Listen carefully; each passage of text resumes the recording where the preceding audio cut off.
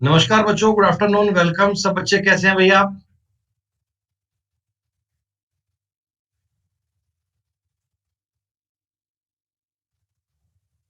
बढ़िया। बेटा एक बार कंफर्म कर दो, आप तक मेरी आवाज ठीक से आ रही है?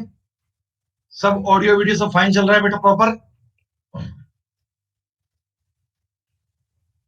बहुत बढ़िया। सब कुछ ठीक ठाक है, कुशल मंगल, बहुत बढ़िया बेटा। वेलकम। तो बच्चे, इस वाले बैच में इससे पहले दो क्लास हम पढ़ चुके हैं। आज हमारी बेटा रेशियो एंड प्रोपोर्शन की थर्ड क्लास है। अनुपात और समानुपात टॉपिक में आज हम तीसरी क्लास पढ़ने वाले हैं। जितनी बातें आज से पहले हम करवा चुके हैं, जितनी बातें आज से पहले आपको बता चुके हैं बेटा, क्या बताओ वहां तक के पॉइंट सबको क्लियर है?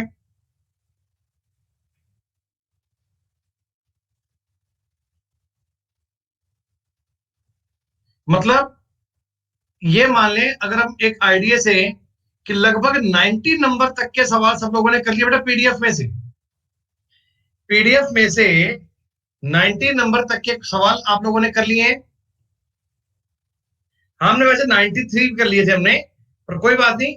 एक बार बेटा 90 नंबर तक के सवाल में कोई डाउट होता हो मुझे, 90 नंबर तक के सवाल में कोई क्वेरी तो मुझे बताओ।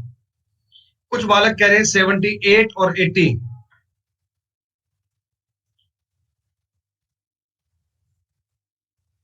एक 79 भी कह रहे हैं। तीन क्वेश्चन आप लोगों से नहीं हो पाए, 78, 79 और 80।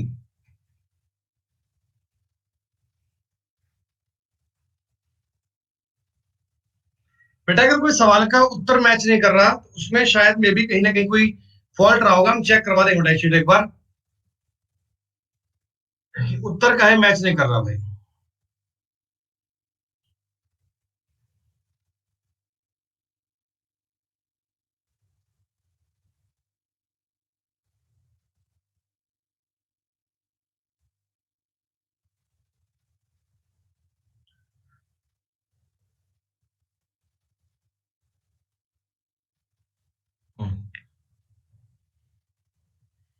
78, 79, 80, 81, ये चार पांच सवाल बेटा रिपीट कर लेता हूँ, फिर हम 91 से आगे बढ़ेंगे बेटा।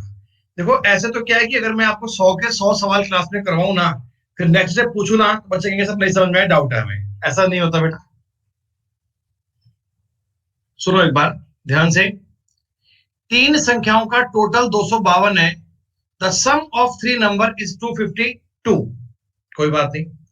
If the first number is thrice the second number and the third number is two-third of the first number, then second number is। देखो बेटा, पहले आप ना दी गई बात का रेशो बनाओ। मैंने आपको तीन संख्याएं मान ली, एक्स वाई जेड मान लो, ए बी सी मान लो। रेशो की बात करनी है बेटा। 252 इनका जोड़ है, 252। ठीक है। पहली संख्या दूसरी संख्या की तिगुनी है। देखो बेटा, जो पहली संख्या है ना, ये दूसरी संख्या का 3 गुना है। क्या मैं ऐसा बोल दूं क्या? बोलो भाई। हाँ। और कह रहे तीसरी संख्या पहली संख्या की 2/3 है। तीसरी संख्या जो है वो पहली संख्या की 2/3 है। तो इनका अनुपात 3:1:2 बनना चाहिए क्या? 2/3 का मतलब 2/3 होता है बच्चे। अनुपात 3:1:2 बन गया। अब सवाल कर लेंगे यार, ये 252 बच्चों आपके हिसाब से 7 की वैल्यू है क्या? 252 जो है, सॉरी 6 की वैल्यू है, 6 की, 6 की वैल्यू है। दूसरी संख्या क्या है? संख्या दूसरी एक आएगी। 6 चौक 24, 6 दूनी 12, उत्तर आएगा 42। बड़ा ही आसान सवाल था ये तो यार। यार ये इस प्रकार के सवाल हम कितने बता चुके हैं भाई। इस प्रकार की बातें हमने कितनी बताई आपको, इनमें कहां डाउट आ रहा है समझ नहीं पा रहा बात में आपकी। ये सवाल कितनी बार बता दिया गया और इसमें इतना एक ही चीज को बार बार रिपीट कर लेते हो और फिर बोलते हो हमारे डाउट है, हमारे डाउट है, हमारे डाउट है। कमाल हो गई बेटा बात की यार। बी और सी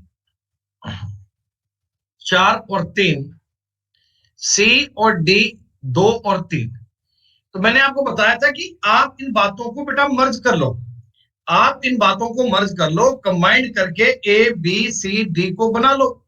अगर आप इन चारों बातों को मर्ज कर पाते हैं, अगर आप इन चारों बातों को मर्ज कर पाते हैं, तो आपके सवाल का उत्तर ज्ञात हो जाएगा बहुत इजीली। ये होगा सी डी। कल हमने इस प्रकार के बेटा खूब सवाल करवा दिए थे।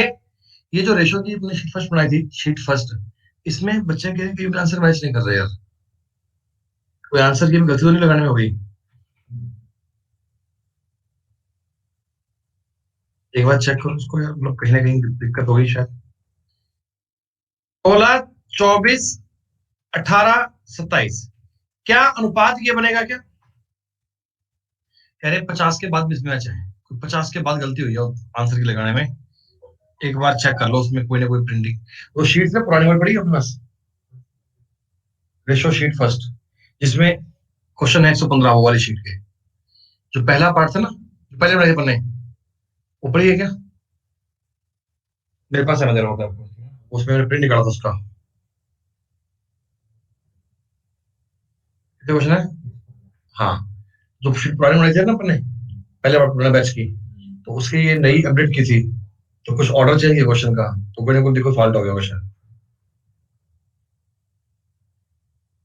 50 से लेकर 60 नंबर में कुछ फॉल्ट चल रहा है बच्चों का, वहां देख लेना एक बार। सुनो भाई, अरे तो मैं कह तो दिया स्टाफ को भाई, वो चेक कर रहे हैं, आंसर की लगाने में कुछ थोड़ा बहुत फॉल्ट के रह गया होगा तो वो बना रहे हैं बेटा, कोई दिक्कत नहीं है। बाकी मैंने आपको लगभग लगभग आपको मैंने सारे क्वेश्चन क्लास में करवा तो दिए थे। अगर 100 क्वेश्चन है, 100 में से मैंने आपको लगभग 80-85 क्वेश्चन क्लास में करवा दिए थे, और फिर भी बेटा आपके 300 डाउट आ जाएंगे सर, 100 क्वेश्चन में से 300 डाउट है, ऐसा हो जाता है। एक्स को वाई का 4/5 मिला। देखो भैया, वाई को अगर 1 मिला है ना, तो एक्स को 4/5 मिला है, ये कहना चाहता है क्या? आपने 11,550 रुपए एक्स वाई जेड में इस प्रकार बांटे कि एक्स को वाई का 4/5 मिला, मतलब कि वाई को अगर 1 रुपया मिला है ना, तो एक्स को 4/5 मिलेगा। बच्चों, क्या इनका अनुपात 4-5 आएगा क्या? रेशो बनाना पड़ो बेटा, रेशो को बनाना सीखो आप। फिर आपको कहा कि y को z का 2/3 मिले, कि z को अगर 1 मिला है ना, तो y का 2/3 है, यानी मैं ये कह सकता हूं इनका अनुपात भी 2-3 आएगा। x y z तीनों चीजों में आपको x y का y z का अनुपात दे दिया। दोस्तों, आप इन तीनों को बताओ कंबाइंड कर पा रहे हो क्या? सब बच्चे बताओ भाई ईमानदारी से, क्या आप इन्हें कंबाइंड कर पा रहे हैं क्या? रेशो कंबाइंड करना सिखाया था, कंबाइंड करना समझ में आ गया होगा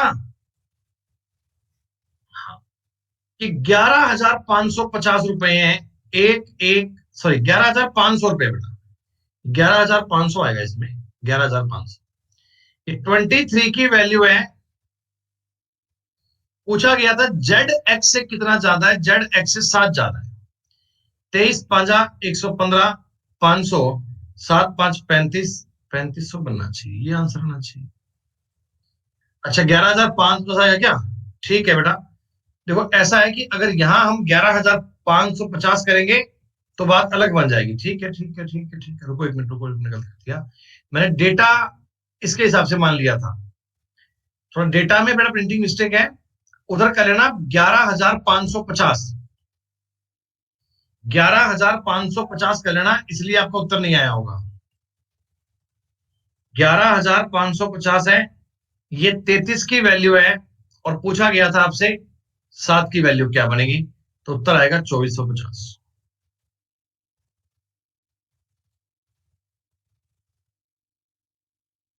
81 मैंने क्लास में करके बताया था, हो जाना चाहिए आपसे। 82 मैंने बताया था कि इस सवाल को आप पूरा लंबा भी कर सकते हो, पर लंबा करने की बजाय आप ऑप्शन से जाना आपके लिए ज्यादा बेस्ट रहेगा। जब भी कभी एग्जाम में इस प्रकार के सवाल पे आपका सामना हो, तो आपके लिए सवाल करना चेक करने की बजाय ऑप्शंस पे जाना ज्यादा बेस्ट रहेगा। ऑप्शन ही आपके लिए सारा काम इजी है। ए बी सी के बीच में एक पैसा आपने डिवाइड किया, कह रहे ए और बी का अनुपात है 6-7, ए और बी का अनुपात है 6-7, बी और सी का अनुपात है 3:2। अब आप मुझे बता दो, अगर मैं इन तीनों को मर्ज करूंगा तो ये 18, 21 और 14 बनेगा क्या? क्या ये 18, 21, 14 बनेगा? ये 540 4 की वैल्यू है, ये 540 4 की वैल्यू है, 544 की वैल्यू है।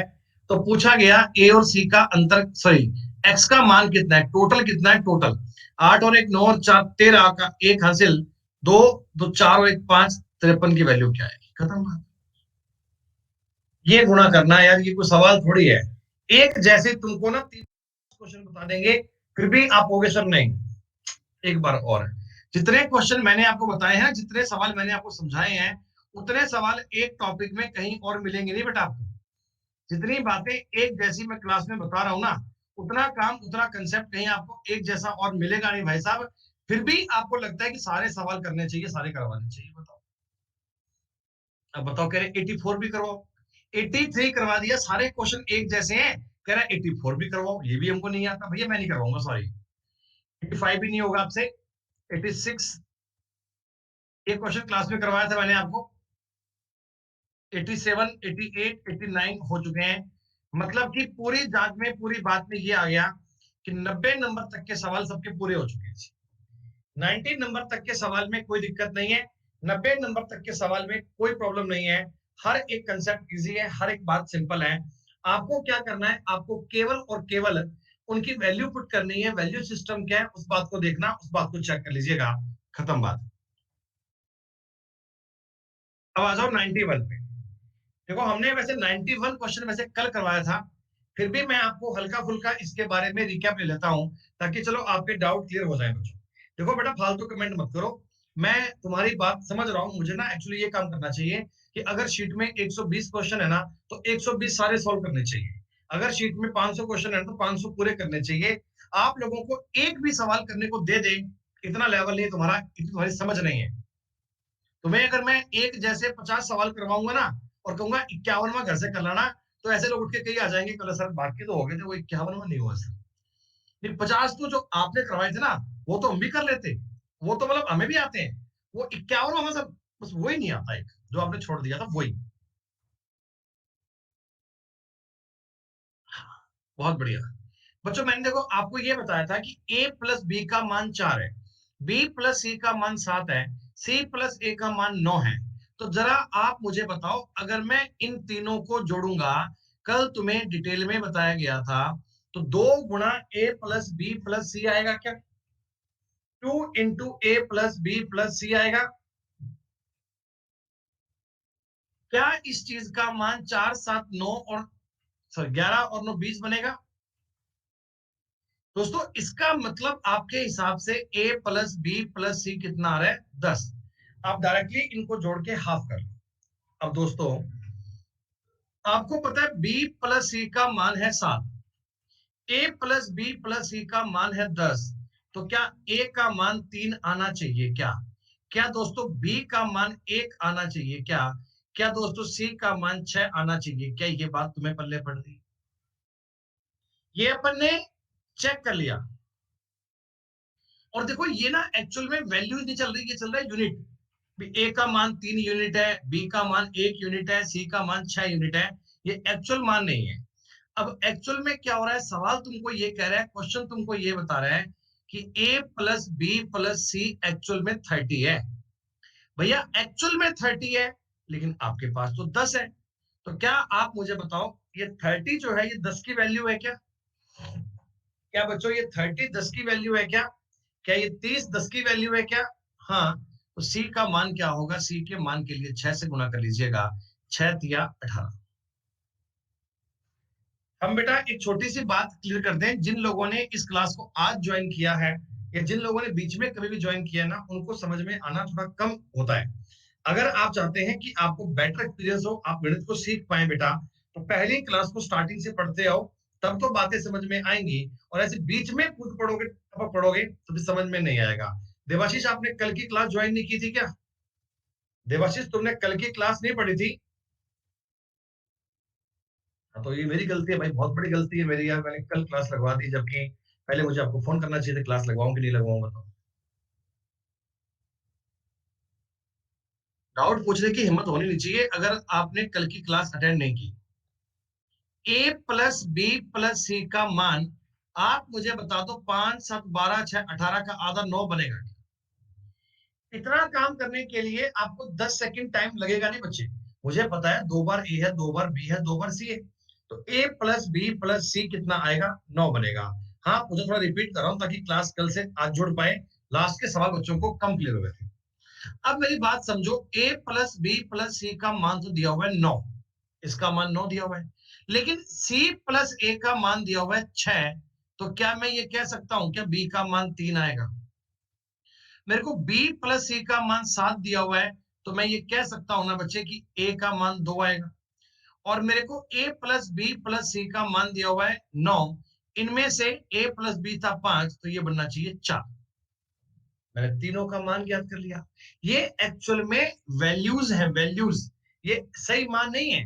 मैं कह रहा हूं ए का मान अगर 2 है तो बी का मान 3 है और सी का मान 4 है। यू कैन सी यूनिट है, यूनिट। सवाल में मुझे एक इक्वेशन दी गई, जो इक्वेशन एकदम करेक्ट है। सवाल कह रहा है 2a minus 3b plus 4c बराबर 66 है। आप मुझे बताओ, 2 दूनी 4 माइनस 3 3 9 प्लस 4 चौक 16, 16 4 20 में से 9 गए 11, इसकी वैल्यू 66 है। बेटा 11 की वैल्यू 66 है तो एक की वैल्यू 6 आ गई क्या? क्या एक की वैल्यू 6 आ गई क्या? हाँ, एक की वैल्यू 6 आ गई तो ए का मान पूछता 12 बनेगा, बी का मान पूछे 18 बनेगा और सी का मान पूछे 24। ये सवाल मैंने आपको कल भी करवाया था, आज मैंने ये सवाल आपको रिकैप करवा दिया। और ये अपने आप में बहुत बेहतरीन सवाल है, बहुत इजी। एसएससी में ऐसे क्वेश्चन बेटा खूब आते हैं। 93 भी सेम टाइप का सवाल है, कर लिया होगा। 91 और 92 मैंने बता दिए थे, तो 93 भी बिल्कुल सेम है, कोई दिक्कत नहीं है। यहां से आगे बढ़ू बेटा, जिन बच्चों के बीच में कोई भी सवाल में कोई भी डाउट रह गया ना, वो लोगों ने एक्चुअली क्लास को बेसिक से नहीं पढ़ा। अगर आप स्टार्टिंग से पढ़ते आते तो यकीनन इस शीट में आपका कोई डाउट नहीं बचता। मैंने आपको सारे कंसेप्ट, सारी बातें पूरी पूरी करवाई हैं क्लियर। ठीक है, 94 की बात करते हैं। 94 में क्या है, आप मुझे सिर्फ इतना बताओ सारे बच्चे, ईमानदारी से मुझे केवल इतना बता दो, ए प्लस बी प्लस सी का मान कितना आएगा? 9 आएगा क्या?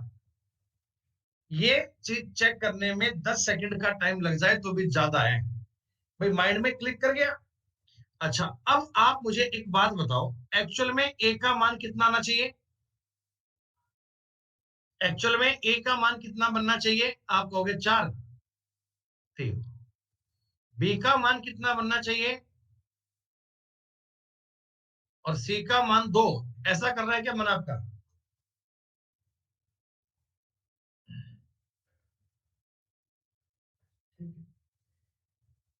अब देखो, हालांकि मेरे को भी ना लास्ट में इन्होंने रेशो ही पूछा है। बेटा मेरे को लास्ट में रेशो ही पूछा है ना, तो चाहे एग्जैक्ट वैल्यू ज्ञात मत करो, सीधा ही कर लो, कोई दिक्कत नहीं है। अगर मैं वैल्यू ज्ञात करूंगा तब भी हो जाएगा, तब भी हो जाएगा। लेकिन अगर मैं रेशो पूछा है तो सीधा ही सवाल कर सकते हो, सीधा ही। रेशो पूछा है, कट के वही आएगा। जब रेशो की बात की गई तो काट पीट के वही आएगा। एलसीएम इनका बनता है जी 12, 12 से गुणा कर लो, 4 3 6। अगर आप a प्लस बी प्लस सी बराबर 27 पुट करते, उससे a का b का c का एक्चुअल मान निकालते, फिर लास्ट में कट जाता। बेटा जब रेशो पूछा है तो सब करने की नीड नहीं है, इतना सवाल इजी बन जाएगा।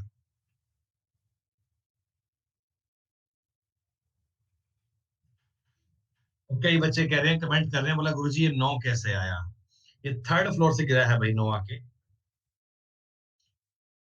एक बार इस सवाल को समझें, एक बार इस सवाल को समझें। देखो ये बड़े इजी क्वेश्चन है। ये सवाल आपसे हो गया होगा, वैसे आप लोगों ने ट्राई कर लिया होगा, जिन्होंने नहीं किया वो देख लो एक बार। तुम्हें पेपर में एक बात गिवन है, तुम्हें पेपर में एक बात दी गई है कि 2q बराबर p plus q plus r, ऐसा है क्या? मुझे एक बात बताओ, ये बात क्लियर है क्या? बोलो बोलो बोलो बोलो। भाई मैंने इस 2 का वहां गुणा कर दिया और मैंने कोई बात नहीं की और मैंने कोई काम नहीं किया। अच्छा, तुम्हें एक बात पता है बच्चों, तुम्हें एक बात पता है, q माइनस p का मान है 17, q माइनस q का मान है 5, q माइनस r का मतलब है 8। ये एक्चुअल में क्या है, रेशो है, मतलब ये ना, ये आप 17 मान नहीं बोल सकते, आप ये कह रहे हैं कि अगर Q माइनस पी 17 है तो Q माइनस क्यू 5 होगा और Q माइनस आर 8 होगा। ये चीजें आपको सवाल में दी गई हैं, मैंने आपको अपने मन से कुछ नहीं माना, मैंने आपको अपने मन से कुछ मानकर नहीं बताया। क्या दोस्तों इतनी बात समझ में आ गई, इतनी बात क्लियर है आपको?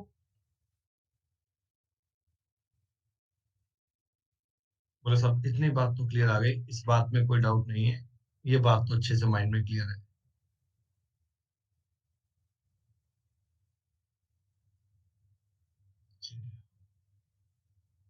अरे भैया ये क्यू अलग है बड़े वाला, ये क्यू अलग है छोटे वाला, वो पी क्यू के फॉर्मेशन में है। इधर ए बी सी भी आ सकता है, एक्स वाई जेड भी आ सकता है, उससे फर्क नहीं पड़ता। एलिमेंट क्या आते हैं, कुछ भी आ जाए, क्या दिक्कत आ रही है अपने को भैया? अब देखो जी, हमें क्या चाहिए, हमें आप दिमाग क्यों लगाओ कि मेरे को चाहिए पी क्यू आर, मेरे को ना पी क्यू आर चाहिए। तो इस वाले रेशियो में क्या चीज फालतू है भाई? हमें पी क्यू आर चाहिए। क्या ये बड़े वाला क्यू आपको दिख रहा है, ये फालतू है? हाँ। तो किसी प्रकार से मैं ये सोचूंगा भी इस क्यू का काम खत्म करना है। अगर मैं इस क्यू का काम खत्म कर दूं तो अपनी बात, अपना मामला इजी बन जाएगा, है ना बेटा? आइए कोशिश करते हैं। मैं एक बार इन तीनों को जोड़ लेता हूं, इन तीनों को जोड़ लेता हूं। तो आप मुझे बताओ, Q minus P, Q minus Q plus Q minus R बनेगा बराबर 17 5 22 और 8 30 बनेगा, ऐसा बनेगा क्या? एक बार क्यू, दो बार क्यू, तीन बार क्यू, तीन बार क्यू हो गया, माइनस माइनस कॉमन आएगा तो बन जाएगा P plus Q plus R. दोस्तों ये मान आ गया 30। क्या तुम्हें ये बात पता है क्या कि पी क्यू का आर का मान दो क्यू के इक्वल होता है, बराबर आ गया 30। यानी दोस्तों क्यू का मान आपके पास आ गया 30। क्यू का मान ज्ञात करने में तो कोई बुराई नहीं है, क्यू का मान चेक करने में झंझट ही नहीं है। हमने इन चीजों को जोड़ लिया, मेरे पास क्यू का मान आ गया।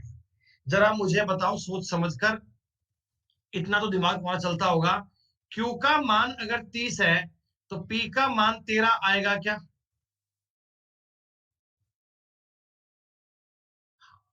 क्यू का मान अगर 30 है तो इस क्यू का मान 25 आएगा क्या?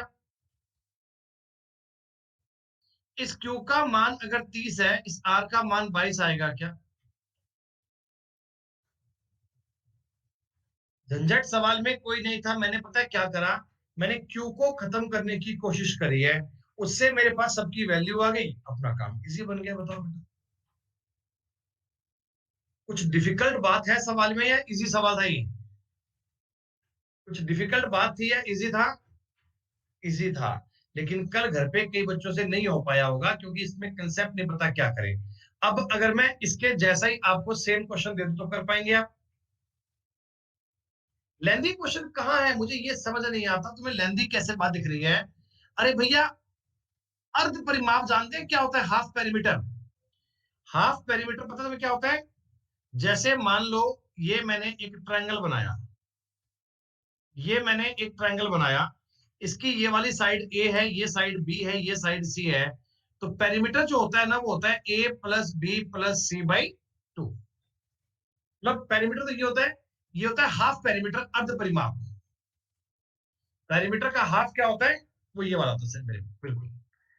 अब जरा मुझे बताइएगा, यहां एस एक अर्ध परिमाप है, तो बच्चों आप मुझे बताओ एस का मतलब A plus B plus C by 2 आएगा क्या? यानी मैं आपको ये कह सकता हूं क्या कि ए प्लस बी प्लस सी का मान 2s आएगा? क्या ये वाली चीज आपको समझ में आ रही है? पिछले क्वेश्चन का सेम क्वेश्चन है। अब हमें ना सवाल को डिफिकल्ट नहीं बनाना, बिल्कुल डिफिकल्ट नहीं बनाना। देखो मुझे पता है, S minus A, S minus B, S minus C को जोड़ूंगा तो 3s बनेगा, माइनस में बनेगा, माइनस में बनेगा ए प्लस बी प्लस सी, जो 2s के बराबर होगा।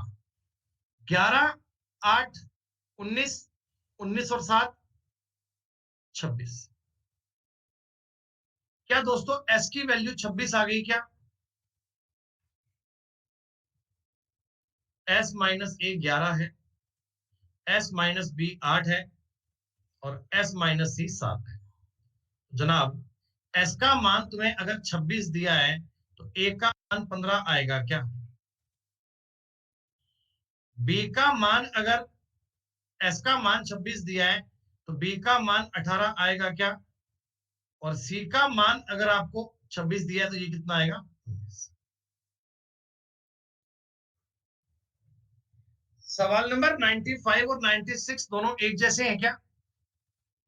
सवाल नंबर 95 और 96 एक जैसे हैं क्या? इनमें कोई डिफरेंस नहीं है। बस पता है बेटा फर्क क्या था, इस सवाल में ना आपको डायरेक्ट बोल दिया कि Q is equal to P plus Q plus R बटा 2, लेकिन इसमें थोड़ा एक स्टेप आगे बोल दिया, बोला ये हाफ पेरीमीटर है। अब अगर कोई नालायक बालक ऐसा हो जो हाफ पेरीमीटर क्या होता है, अर्ध परिमाप, ये बात ना समझ पाए, सेमी पेरीमीटर का मतलब ना समझ पाए, तो वो इस सवाल में आगे बढ़ ही नहीं पाएगा। बस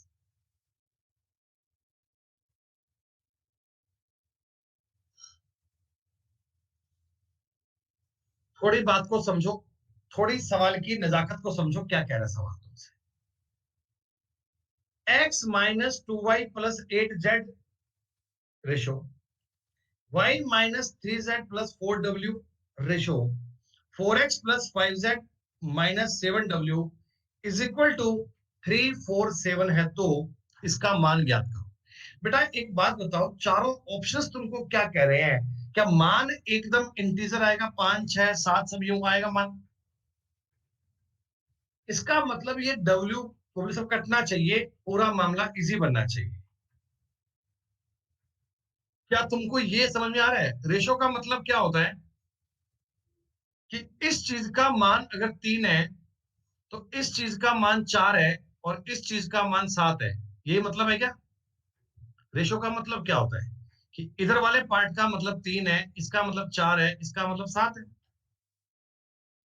तो दोस्तों आप मुझे एक बात बताओ, 3 प्लस 4 बराबर 7 होता है क्या? एक्चुअल में गणित में 3 और 4 का जोड़ कितना होता है? आप होगे 7 होता है। तो मैं ऐसा बोल दूं क्या, x minus 2y plus 8z, देखो ये 3 का मान था, मैंने इसमें 4 का मान जोड़ा, तो क्या दोस्तों ये 7 का मान बन गया क्या?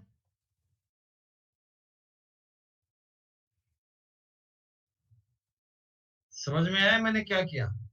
मैंने क्या करा बेटा, 3 और 4 को जोड़ के 7 के इक्वल कर दिया। देखो ये इतना सा पार्ट 3 था, ये इतना सा पार्ट 4 था, और ये इतना सा पार्ट 7 था।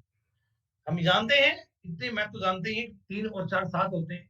अच्छा, अब देखो W वाले एक तरफ कर लो और एक्स वाई वाले एक तरफ कर लो। जरा मुझे बताओ कुछ कटने की योजना है क्या? सवाल सूल में कुछ कटने की बात आ रही है क्या? हाँ, देखो 8z में से 3z गए, कितने होंगे? 5z। और ये भी 5z है, कट जाएगा भाई। 8 में से 3 गए 5, इधर भी 5 है। z का तो मामला खत्म हो गया, z का तो खेल खत्म हो गया। x की बात करो, ये काम कर देखो, एक्स वाई को मैं उधर ले जाऊं क्या?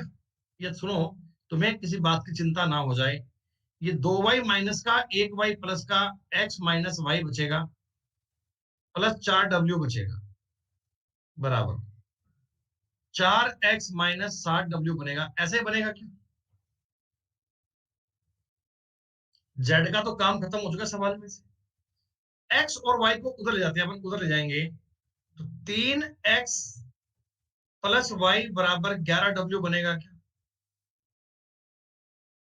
3x प्लस वाई का मतलब 11w बनेगा। मैंने कुछ नहीं किया, मैंने एक्सचेंज कर लिया, w को मैंने एक साइड कर दिया और उसको मैंने एक साइड कर दिया। ठीक है, अब मैं ये चाहता हूं, जो मुझसे सवाल में पूछा, आपने पूछा है 6x plus 2y minus 17w बटे w का मान क्या बनेगा? प्यारे बच्चों, एक छोटी सी बात मुझे बता दो, 3x प्लस वाई का मतलब आपको पता है, 6x प्लस 2y का मतलब 22w आएगा क्या एक बार के लिए? डबल है ना, साफ साफ। तो मैं इधर इस चीज का मान पुट कर रहा हूं 22w, 22w माइनस 17w बटा w, 5w से w कट जाएगा, उत्तर 5 आ जाएगा। समझाने में मुझे इतना काम करना पड़ा, आपके लिए सवाल इजी था। आप लोगों ने क्या करना है, 3 + 4 = 7 लिखना है। 3 और 4 को 7 लिखा तो उससे मेरे सामने एक इक्वेशन आ गई, एक बॉन्डिंग आ गई। पूरा सवाल डब्ल्यू की फॉर्म में चेंज हो गया, डब्ल्यू कट गया, उत्तर तैयार हो गया। बताओ, आपको ये सवाल समझ में आया? सबका रिप्लाई साथ साथ आ जाना चाहिए।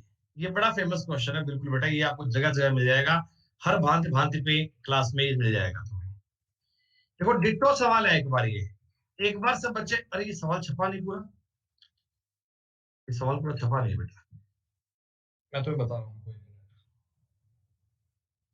98 नंबर सवाल है ना, पीपीटी में सवाल नहीं छपा रहे। 98 इसमें कुछ गलतियां रहेंगी छोटी सी, 100% काम से नहीं हुआ। हाँ हाँ मैं बता रहा हूँ।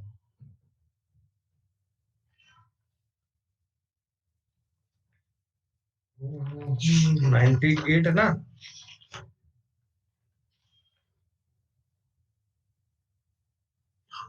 सुनो बेटा, देन हमसे पूछा गया था 3x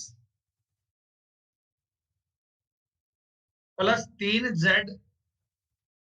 -2w अनुपात w का मान क्या बनेगा, ये पूछा। ठीक है, अब देखो ऊपर तुम्हें साफ साफ दिख रहा है 2 3 5, अब तुम्हें साफ साफ दिख रहा है 2 3 5 2 3 5, तो मैं कह सकता हूं ना 2 और 3 जोड़कर 5 बन जाता है। क्या तुम ये कह सकते हो ना 2 और 3 को जोड़कर 5 बन जाता है? हाँ, तो तुम जोड़ो, x - y + z + y - z + 2w बराबर 2x + z - w। मैंने कुछ नहीं करा भाई साहब, मैंने केवल लिखा है 2 और 3 का जोड़ कितना हो जाता है, 5। एक वाई से एक वाई काट लीजिए, एक जेड से एक जेड काट लीजिए, एक वाई से एक वाई काट दीजिए, एक जेड से एक जेड काट दीजिए।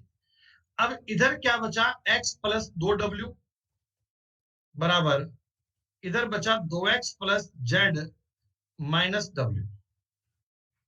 कुल मिलाकर जगह जगह बदल के मुझे बता दो, x + z का मान 3w आएगा क्या?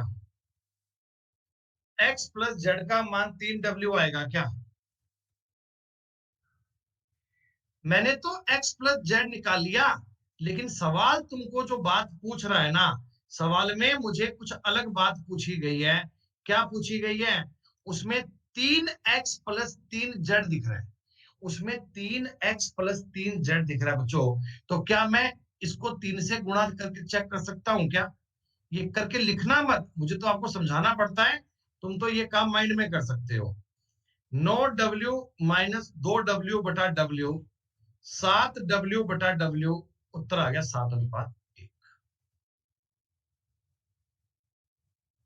लोगों के डाउट कितने अच्छे अच्छे आते हैं, कितने बढ़िया बढ़िया सवाल पूछते हैं कि सवाल करने का मजा आ जाता है। अभी एक बालक ने डाउट पूछा, बोला सर हमें कैसे पता लगेगा कि एग्जाम में क्या करना है? सही बात है भाई, तुम्हें कैसे पता लगेगा? जब तुम सवाल पेपर में कर रहे होंगे ना, तुम एकदम से ऐसे आंखें बंद करना, तुम्हारे सामने एक मन लगेगा कि कोई एक बूढ़ी अम्मा आ रही है, वो कान में बता के जा रही है कि बेटा इसमें 2 + 3 काम हो जाएगा। और प्रैक्टिस किसको बोलते हैं, और अभ्यास किसको बोलते हैं, और हो सकता है भैया गणित सीखना किसको बोलते हैं, बताओ? जीके के क्वेश्चन में कहोगे सर हमें कैसे पता लगेगा कि उस टाइम युद्ध हुआ था कि नहीं हुआ? ये क्या बात हुई है, युद्ध हुआ था कि नहीं हुआ था?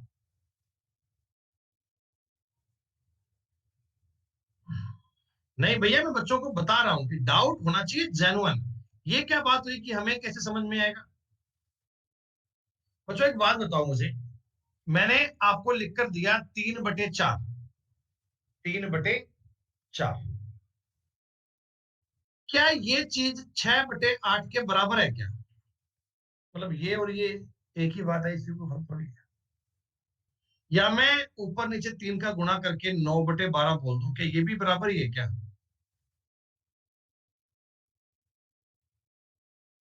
अच्छा, अब मैं एक चीज और चाहता हूं, 3 + 6 + 9 बटा 4 + 8 + 12 करना चाहता हूं। क्या ये अब भी इक्वल आएगा क्या? क्या ये अभी भी इक्वल आएगा क्या? हाँ, अब चेक कर लो। 3 और 6 9 और 9, ऊपर देखो 18 बन रहा है, नीचे 4 8 12 और 12 24 बन रहा है। यानी कि वही काटने के बाद 3/4 ही तो आएगा। आपको लॉजिक समझ में आया? कि मैं अगर ये चीज आपको कहना चाहता हूं, मैं ऐसे बोल सकता हूं क्या कि A/B अगर बराबर है C/D के, ये बराबर है E/F के, तो I can say that A+B+C, sorry sorry sorry, ऊपर वाले रख, A+C+E, B+D+F का रेशो सेम आएगा। सिर्फ सम नहीं बेटा, चाहे तुम सम करो चाहे तुम माइनस करो, लेकिन एक जैसा काम करोगे ना, तो आपका वो रेशो सेम बनेगा, रेशो कभी बदल नहीं सकता। जैसे तुम एक एग्जांपल और देखो, अगर तुम्हें किसी बात का डाउट लग गया हो, तुमको मैंने ये कहा भाई 1/2 है, ठीक है, ये बराबर है 5/10 के, है ना बेटा, ये इक्वल टू है 6/12 के, बराबर ही है। सब बातों में 1/2 ही तो बनेगा काट पीट के। लेकिन मैं ये चाहता हूं कि अगर मैं ऊपर वाली चीजों को जोड़ूंगा, 1 + 5 + 6 बटे 2 + 10 + 12, क्या अभी भी बताओ 1/2 बन रहा है क्या? क्या अभी भी 1/2 बनेगा क्या? अच्छा, एक बात मुझे और बताओ, अगर मैं इसका ऊपर नीचे मान लो ए से गुणा कर लेता हूं, ऊपर नीचे, ये 5A होता 5B होता, ये भी 5A होता 5B होता, यहाँ पे A होता, वो भी कोई फर्क नहीं पड़ता, तो भी तो ये कट जाता, बात तो एक ही बनती। रेशो में बेटा कोई चेंज नहीं रहेगा, रेशो आपका सेम रहेगा।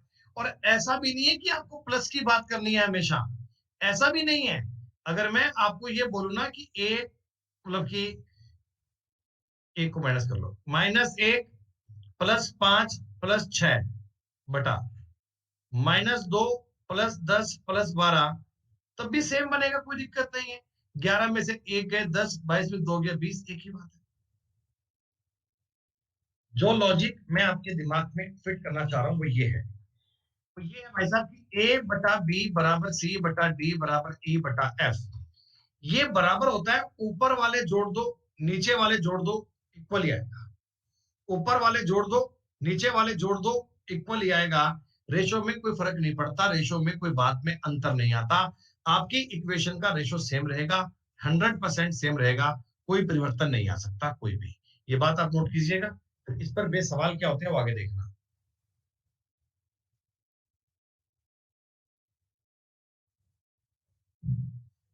आपने मैथ पढ़ने में कितना इंटरेस्ट दिखाया, आपको सवाल समझ में आया कि नहीं आया, ये तब क्लियर होगा बेटा जब रेशो का टॉपिक अपना पूरा हो जाए। जब रेशो का टॉपिक अपना पूरा हो जाए और उसके बाद में मैं आपको प्रीवियस ईयर के सवाल करने के लिए कहूं कि कोई बुक को उठा के सवाल ट्राई करो, आप सारे के सारे क्वेश्चन 100% एक्यूरेसी के साथ कर पाए, तो समझ लीजिएगा आपकी मेहनत सफल हो गई। बेटा मेरी बात को समझना, जरा गौर करना। जो कंसेप्ट मैंने आपको बताया था, क्या उस बात से सवाल हो गया? मैं ऊपर वाली चीज को A-C/B-D कह सकता हूं ना, इसका मान 3/2 ही तो आएगा। और मैं ए के आगे अगर 13 चिपका रहा हूं, इसके आगे भी 13 चिपका रहा हूं, मुझे कोई फर्क नहीं पड़ेगा। अगर मैं इसके आगे 111 लगा रहा हूं, इसके आगे भी 111 कर रहा हूं, मुझे कोई फर्क नहीं पड़ेगा, रेशो मेरा सेम रहेगा बेटा, रेशो अपना सेम है। जो नियम आपको अभी बताया था उस बात पर बेस सवाल है, वो नियम भी आपको पल्ले पढ़ना चाहिए, डायरेक्ट चेक करना बिना कोई हार्ड वर्क के। क्या देखते ही बताओ इस सवाल का उत्तर 9/5 आएगा क्या? सारे बच्चे मुझे देखते ही बताओ 9/5 आंसर आ गया क्या? क्योंकि मैंने ऊपर वाली बातों को ऐड किया है, नीचे वाली बातों को ऐड किया है, तो 9/5 ही तो आएगा। ए के आगे यूं ही शौक के लिए 2 चिपका दिया, 3 चिपका दिया, 5 चिपका दिया, फ्रैक्शन में कोई फर्क नहीं पड़ेगा, उत्तर आएगा 9/5। जरा सोच के बताइएगा, इस सवाल का उत्तर 2 बनना चाहिए क्या?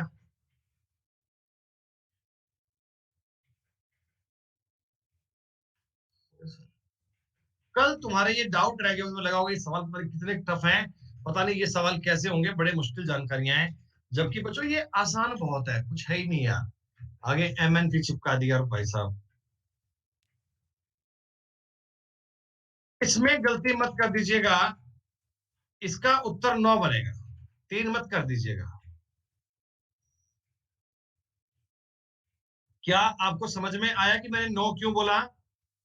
देखो बेटा, मेरे को ना ए बटा बी दिया गया था 3, ठीक है। लेकिन अब मैं क्या करता हूं, इसमें आगे अगर मैं एम लगा दूं, इधर एम लगा दूं, तो 3 रहे, फर्क नहीं पड़ेगा। लेकिन साहब अगर तुम ए स्क्वायर बटा बी स्क्वायर कर दोगे ना, तो 3 का स्क्वायर करना पड़ेगा। अगर तुम स्क्वायर कर दोगे तो स्क्वायर करना पड़ेगा, तब अपनी बात को छोड़ पाओगे। लेकिन इसके पहले तुम एम चिपकाओ, एन चिपकाओ, उससे कोई फर्क नहीं पड़ता। ए को अगर तुमने डिग्री 2 कर दिया, तो आगे तुम्हें डिग्री 2 करना पड़ेगा, 9 करना पड़ेगा। क्या बात समझ में आई? अच्छा, अगर मैं तुमको इसी सवाल पर ये पूछता, ये देखकर पूछता कि एम स्क्वायर ए बटा M square B plus N square C plus N square D plus P square E plus P square F, क्या अब आपका उत्तर 3 ही आता ना बेटा? ये जो आगे मैंने संख्या लिखी है, इसका कोई मतलब नहीं है, इसमें चाहे तुम पावर 50 कर लो, मुझे फर्क नहीं पड़ता। ए और बी पर अगर पावर करोगे तो पावर होगी, अदरवाइज कोई दिक्कत नहीं है।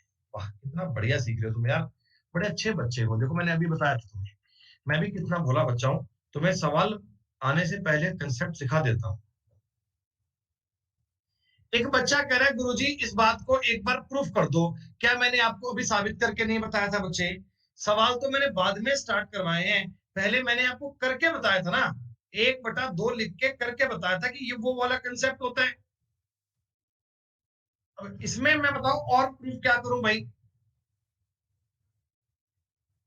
अब तो मैं आपको प्रैक्टिस करवा रहा हूं कि ये चीज एग्जाम में इस प्रकार से आएगी।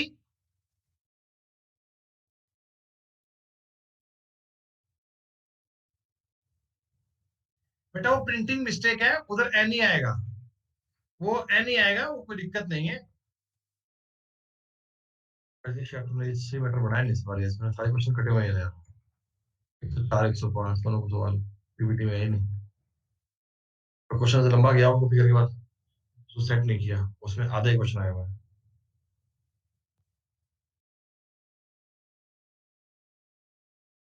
इस सवाल का उत्तर मुझे बताओ, 1/2 आना चाहिए क्या? 1/2 आना चाहिए क्या? क्योंकि मेरे को A/B C/D E/F दिया हुआ है, 1/2 दिया हुआ है। तो 3A 5B 7E 3B 5D 7F, कोई फर्क नहीं पड़ता। 1/2 उत्तर बोल दीजिएगा बिना कोई घबराहट के।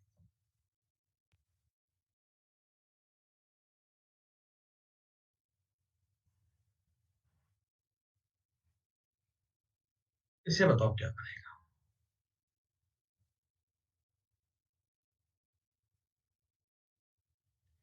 जरा एक बार मेरी बात को समझना, इस सवाल में ना एक कंसेप्चुअल बात है।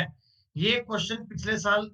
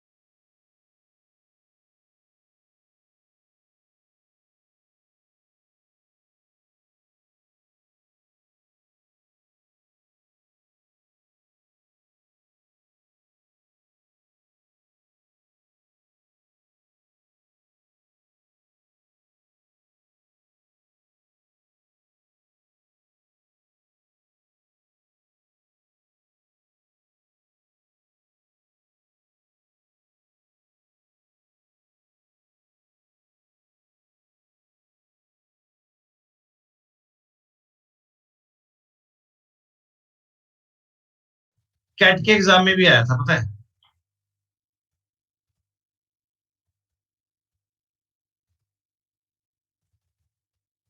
क्या ये चीज अगर मैं जोड़ूंगा ऐसी बननी चाहिए क्या? ऊपर वाली चीजों को जोड़ लो। बेटा नीचे जोड़ूंगा तो क्या आप जानते हैं क्या, दो बार ए बनेगा, दो बार बी बनेगा, दो बार सी बनेगा। इस पार्ट से ये पार्ट कट जाएगा, उत्तर आएगा 1/2। लेकिन ना, लेकिन क्या है, इस सवाल में एक कंडीशन थी। इस सवाल में मेरी एक शर्त है। मैंने आपको बता रखा है कि A plus B plus C is equal to क्या है, 0 से बड़े हैं। ये 0 से बड़े हैं। कभी ऐसा भी तो हो सकता है A plus B plus C is equal to 0 हो जाए, मान लो। अगर मान लो ये वाली चीज आपको ना दी जाती, अगर ये वाला पॉइंट आपको ना दिया जाता, देखो ये तो हमें दिया गया था, इसलिए मैंने मान लिया भी ए प्लस बी प्लस सी 0 से बड़ा ही आएगा और ये आपस में कट जाएगा, उत्तर 1/2 आ जाता। लेकिन अगर ये चीज 0 के इक्वल आ जाती, तो क्या आप ऐसे ए प्लस बी प्लस सी को काट पाते क्या? नहीं काट पाते। देखो तब इस चीज का उत्तर क्या आता? अरे नहीं भैया, तुम हो गए नालायक, तुम्हें पता नहीं है, तुम चीजों पर समझ नहीं लगाते हो। तब इस वाली चीज का जो उत्तर आता ना, वो -1 आता जी, -1। एक नहीं आता मृत कुमार जी, -1 आता। आप कहोगे जी वो कैसे? सुनो मेरी बात। बेटा आपको ये पता है ए प्लस बी प्लस सी जो है वो 0 है, तो बी प्लस सी का मान, बी प्लस सी का मान -A बनना चाहिए। बी प्लस सी का मान -A बनना चाहिए। तो A/-A रखूंगा, क्या -1 नहीं आएगा? या इसमें मैं C+A ज्ञात करना चाहूंगा तो -B आएगा। तो B/-B करूंगा, -1 आएगा। या C/-C करूंगा, -1 ही तो आएगा हर हाल में। तो इन शॉर्ट मैं आपको एक बात कह सकता हूं, मैं आपको एक बात कह सकता हूं, ये बात आपको समझ में आनी चाहिए, नहीं आए तो भी आनी चाहिए भाई साहब। बी प्लस सी बराबर B/C+A बराबर C/A+B। इस चीज का जो मान है ना, अगर तुमसे इस चीज का वैल्यू पूछे, तो मैं कहूंगा इस चीज का मान 1/2 भी आ सकता है, इसका मान -1 भी आ सकता है। आप कहोगे कैसे, क्यों आएगा? तो मैं कहूंगा कि अगर ए प्लस बी प्लस सी 0 से बड़ा बन जाता है ना, तो आपका मान आएगा 1/2। अगर तुम्हें ए प्लस बी प्लस सी 0 के इक्वल बन जाता है ना, तो आएगा -1। ये दोनों बातें आपको पता होनी चाहिए, ये दोनों पॉइंट आपको पता होना चाहिए। अगर तुम इस बात को समझ गए, मैंने इतना प्रेशर क्यों किया था कि 115 नंबर सवाल आपका यही है। 115 नंबर सवाल को शीट पे नजर मार लो, सवाल यही है कि साहब इस चीज का मान क्या है। तो मैं बताऊंगा इसके दो मान आ सकते हैं, 1/2 भी, -1 भी। वो डिपेंड करता है कंडीशन पे, डिपेंड करता है सवाल पे। 0 से छोटा आए तब भी कट जाएगा अरविंद कुमार जी, तब भी कट जाएगा। मतलब उसकी कोई वैल्यू कुछ भी आए ना तो कट जाएगा। लेकिन अगर वो 0 होता है तो 0 कट नहीं पाता। तो इस चीज के उत्तर दो ही संभव है, 1/2 है या -1 है। क्या इस सवाल को आप देखते ही उत्तर 1/3 बोल सकोगे क्या?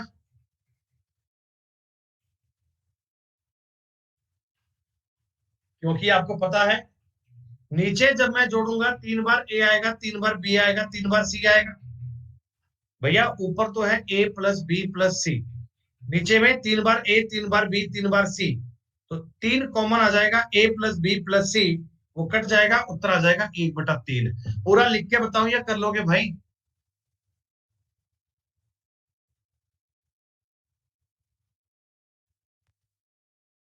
क्या इस सवाल का उत्तर 1/4 आएगा?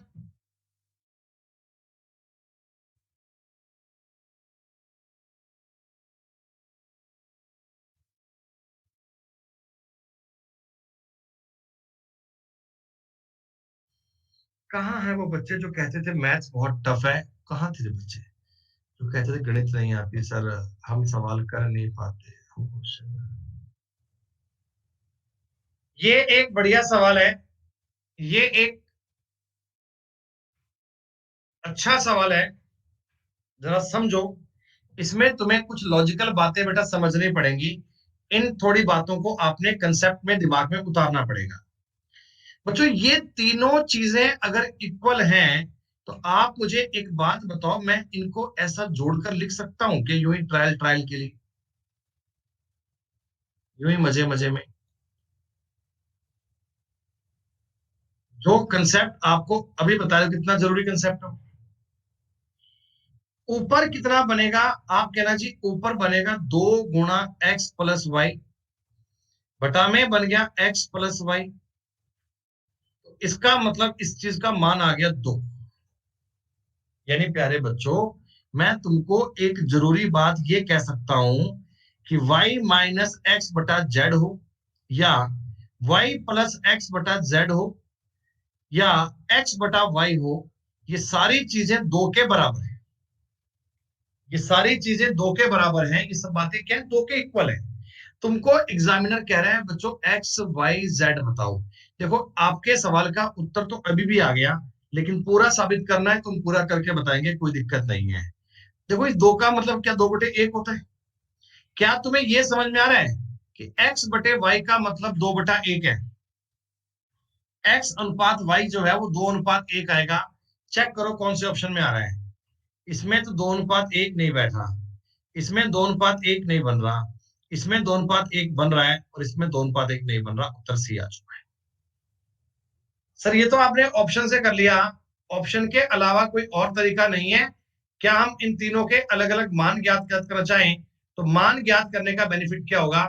हम मान कैसे ज्ञात कर सकते हैं, तो सुनिएगा। आपको पता है x का मान 2 है तो y का मान 1 है। x का मान 2 है तो y का मान 1 है। ये बात क्लियर? क्लियर। किसी भी जगह पुट कर लो। मैंने इसमें पुट कर लिया y का मान 1, x का मान 2, -z बराबर 2 कर लिया। ये क्या बन गया? 4 - 2z बराबर 1, 4 - बराबर 1, 2z बराबर 3, और z आ गया 3/2। वैल्यू पुट करके मैंने z का मान भी ज्ञात कर लिया बच्चों। अब आपसे पूछा गया था रेशो x y z ज्ञात करो। x का मान 2, 1 और 3/2। दो का सब में गुणा कर दो, 4 2 3, उत्तर आ गया सी वाला। लेकिन ये हमें एग्जाम में इतना साबित नहीं करना भाई साहब। पेपर में अपने सामने ऑप्शंस लेके चलिएगा।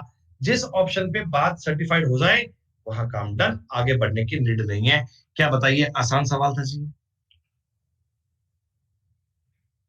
कोर्स बड़ा मैंने सोच समझकर प्लान किया है बच्चों, लेसन बड़े सोच समझकर प्लान किए हैं। कंटेंट बहुत बढ़िया से बनाकर दिया है। ईमानदारी से अगर ये क्लास पढ़ोगे ना, 15 मार्च तक, अप्रैल तक अगर आपने पूरा पढ़ लिया ना, तो अर्थमेटिक में आपको दिक्कत नहीं आएगी। वैसा भी अपनी गारंटी है।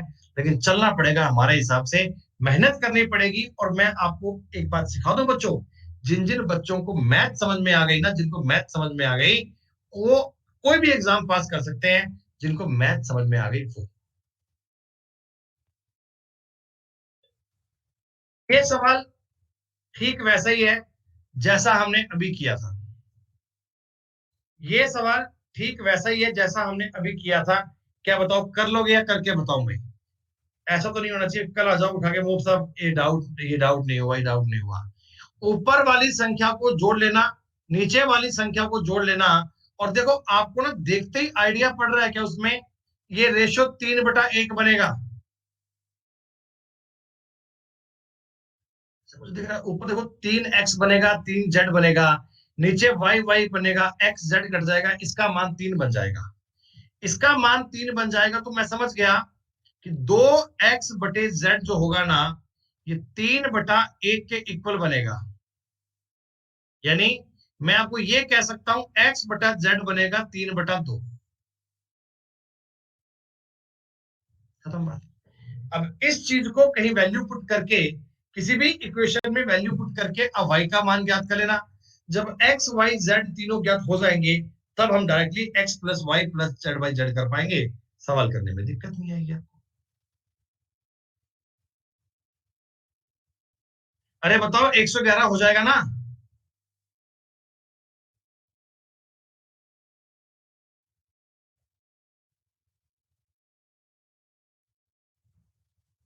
ना सवाल का मतलब।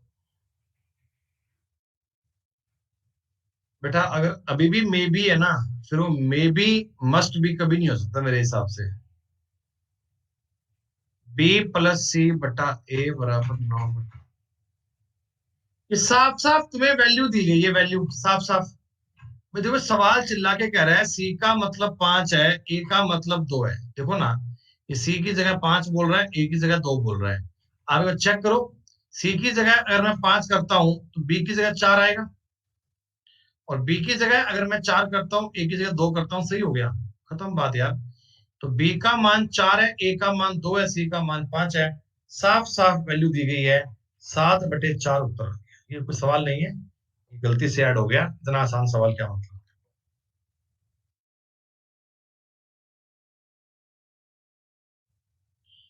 एक कंसेप्ट है जी, ये काम तो आता है अलजेब्रा में, ये वैसे तो काम आता है बीजगणित में। इसे बोलते हैं कंपेंडो डिवेंडो, इसे बोलते हैं युगांतरानुपात।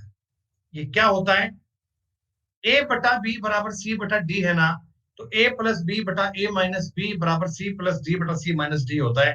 क्या होता है इसके बारे में नियम आपको आगे बताऊंगा, एक बार ये बात लिख लीजिएगा।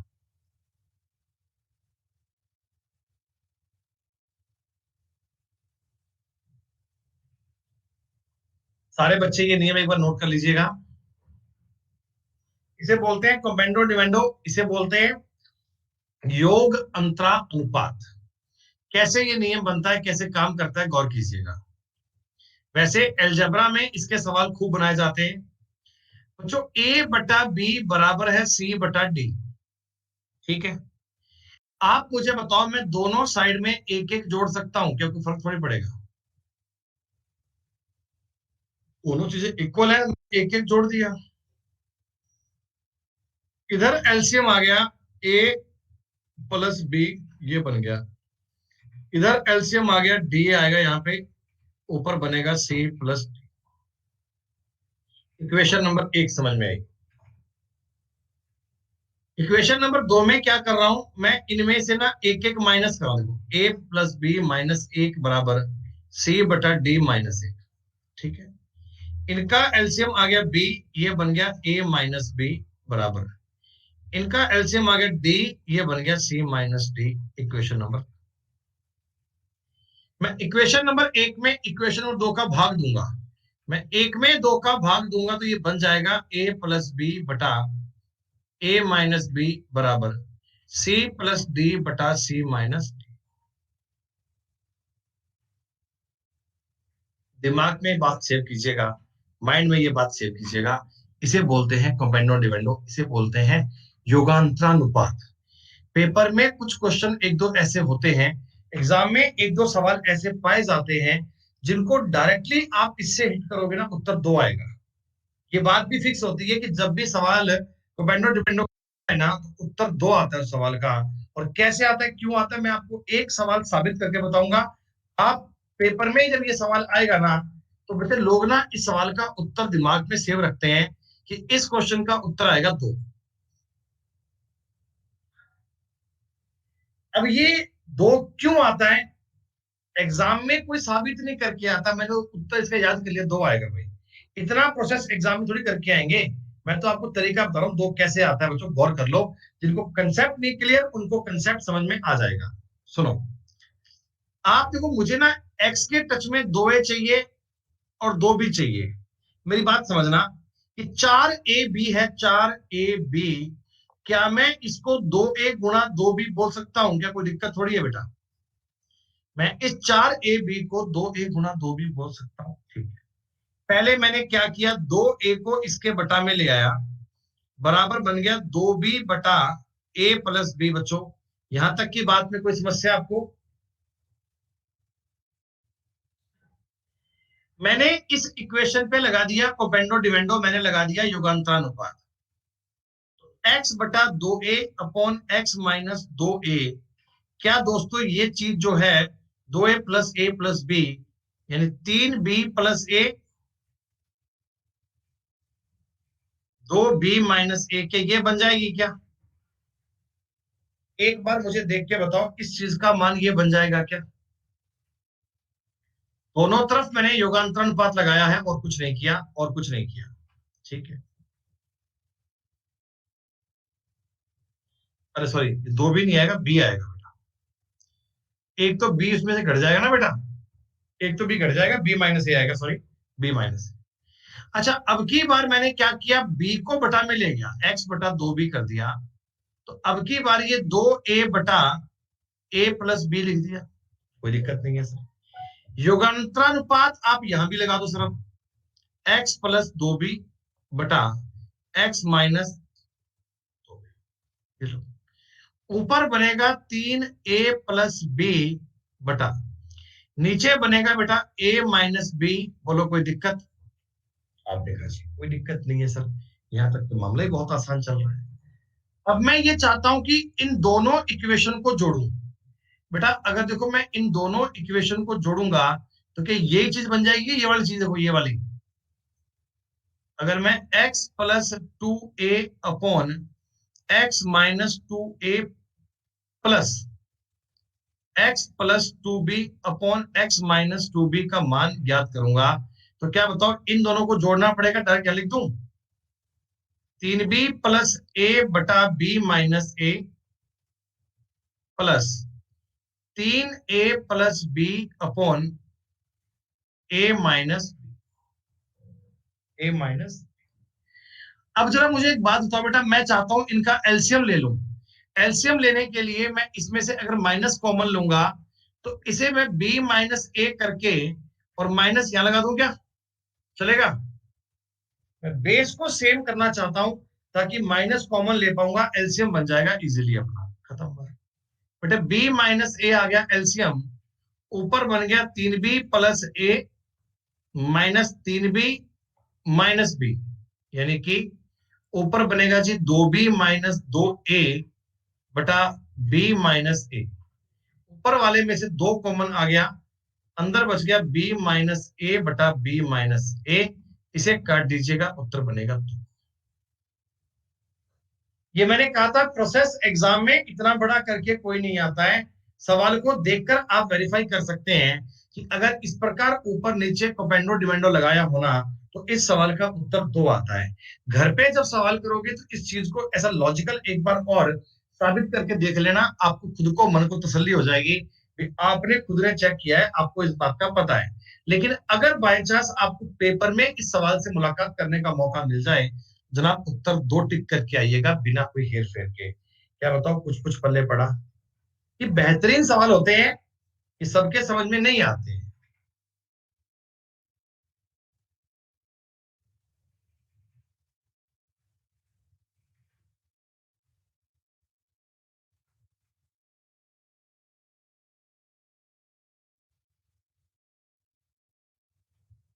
एक बार ये बताओ, इस सवाल को देखकर इसमें झलक पड़ रही है कि कमांडो डिवेंडो के सेम क्वेश्चन ही तो है।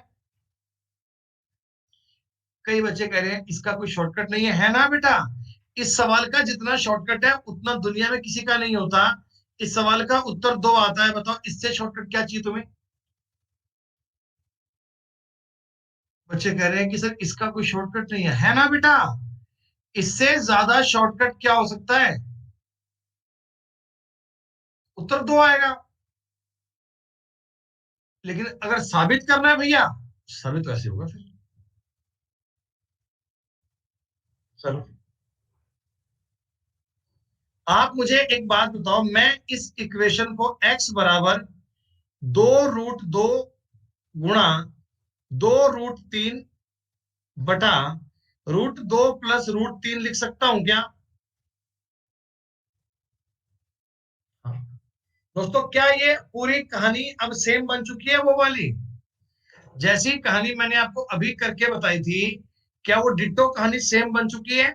पूरा प्रोसेस एक बार और लेके जाओगे, पूरी कहानी एक बार और लेके जाओगे ना, तो लास्ट में उत्तर दो बनेगा। करके बताऊंगे, इतनी बड़ी कहानी यार क्यों कर रहे हो वैसे? बेसिक सी अलजेब्रा है, बेसिक सी अलजेब्रा है भाई। पूरा सवाल करने की नीड नहीं है, बात को समझ लो कि इसमें आपका उत्तर दो बनेगा। लेकिन मैं हर चीज को बार बार करके बताएं तो नीड नहीं है भैया। जिनको वो पार्ट समझ में नहीं आया ना, तो पहले वाली रिकॉर्डिंग एक बार चेक कर लेना कि मैंने कैसे किया था, ताकि आप इस सवाल खुद से कर पाओगे। इतना मैं आपको हिंट दे देता हूं कि पहले आप लिखना x बटा 2√2, ये चीज बनेगी 2√3 बटा √2 प्लस √3। इस पर योगांतरानुपात लगा दीजिएगा और एक बार आप कर लीजिएगा x 2√3, यहां लिख देना 2√2 अपॉन √2 प्लस √3। इस पर भी योगांतरानुपात लगाओगे, सारी बात सेम बनेगी, उत्तर आपका 2 बन जाएगा। That's all. ये सवाल भी योगांतरानुपात का सवाल है।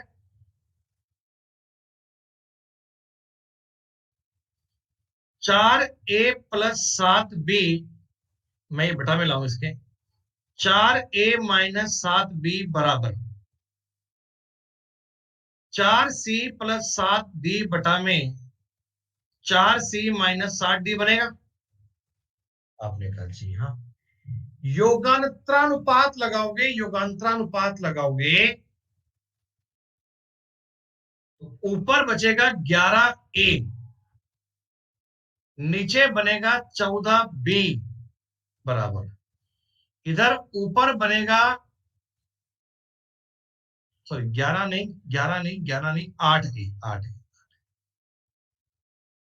ऊपर बनेगा 8a, इधर ऊपर बनेगा 8c और नीचे बनेगा 14d, ये बनेगा। 8 से 8 काट लेना, 14 से 14 काट लेना, a बटा b बराबर c बटा d। बच्चों इस सवाल को योगांतरानुपात से करना कितना आसान रह गया ना। कमेंडो डिवेंडो से करना बताओ कितना इजी हो गया। क्रिटिकल काम के दौर में नहीं जाना, सवाल को इजी करना है, आसान करना है। आई बात समझ में तुम्हें? देखो बेटा, कईयों को ना सवाल समझने में कष्ट होगा, थोड़ा बहुत होगा, झेलो। थोड़ी दवाई कड़वी लगे तो खाओ, कोई इलाज नहीं है। बुखार उतारने के लिए इस प्रकार के काम करने पड़ते हैं बेटा। थोड़ा हार्डवर्क करना पड़ेगा, थोड़ी मेहनत करनी पड़ेगी, लेकिन अंत में रिजल्ट बहुत शानदार आएगा। अंत में आपका काम बहुत बढ़िया हो जाएगा, देखते रहिएगा। अल्टीमेट आनंद आएगा तुम्हें सवाल से। ये क्वेश्चन मैंने आपको बताया था क्या?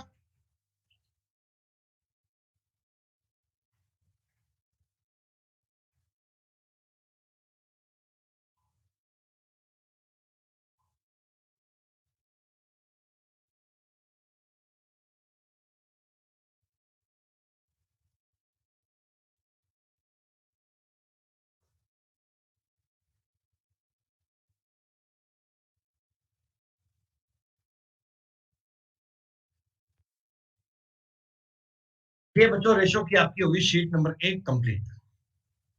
रेशो का हमने फर्स्ट पार्ट पूरा कर लिया, रेशो का आपने 1 नंबर पार्ट पूरा कर लिया, शीट नंबर 1 आपकी पूरी हो चुकी है।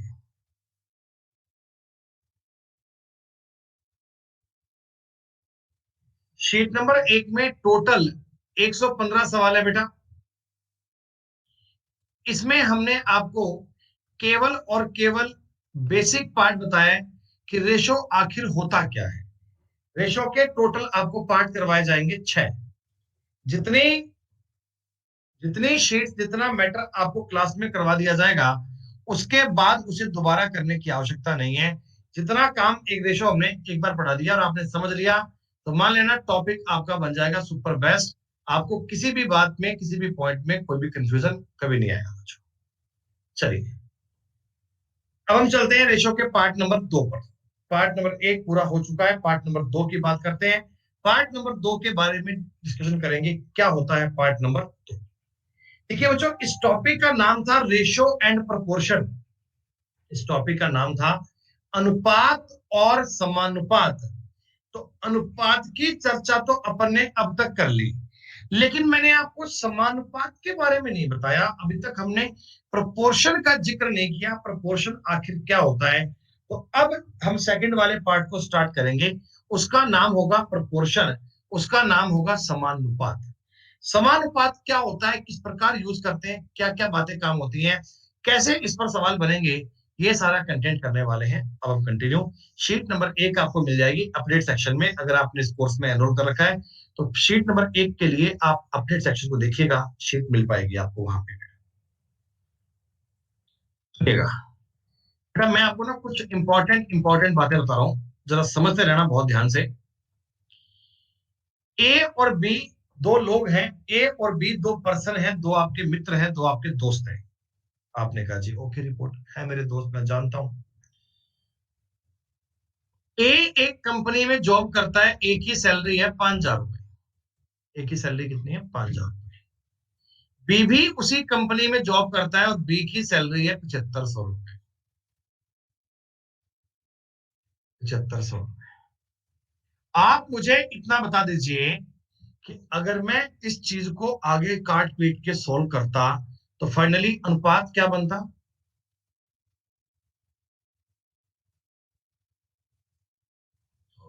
सबको पता है। अच्छा, एक आदमी सी है और एक आदमी डी है, ये भी उसी कंपनी में जॉब करते हैं। सी की जो सैलरी है ना भाई साहब, सी की जो सैलरी है ना, वो है 10,000 रुपए और सी की सैलरी है 15,000। क्या दोस्तों इनका भी आगे चलकर जो अनुपात बनेगा 2:3 बनेगा क्या? देखो जी, इनके मान तो अलग अलग है, ए का मान कुछ और है, बी का और है, सी का और है, डी का और है। लेकिन मैं ये कह सकता हूं कि अनुपात जितना ए और बी का था उतना अनुपात सी और डी का है। तो ये दोनों आपस में समानुपात हो गए, समानुपात। एक वर्ड, एक शब्द, एक टर्म यूज करते हैं जी, प्रपोर्शन। हिंदी में बोलते हैं समानुपात। अगर मैं इस चीज को थोड़ा सा एलोबरेट कर दूं तो आप ये कह सकते हैं ना कि एक तो समान है, एक अनुपात है।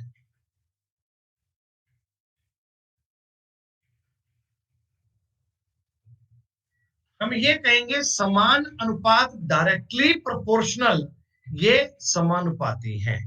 दो चीजें अगर एक जैसे अनुपात पे आ जाती हैं तो उनका कहा जाता है प्रोपोर्शनल। क्या बच्चों 7,500 और 10,000, इनका अगर मैं मल्टीप्लाई करता हूं, ये बनेगा। और 5,000 गुणा 15,000 करते हैं तो ये बनेगा। यही बात है। 3 0 3 6 0 से 4 काट दो, 4 2 6 काट दो 6। 75 बराबर 75 है।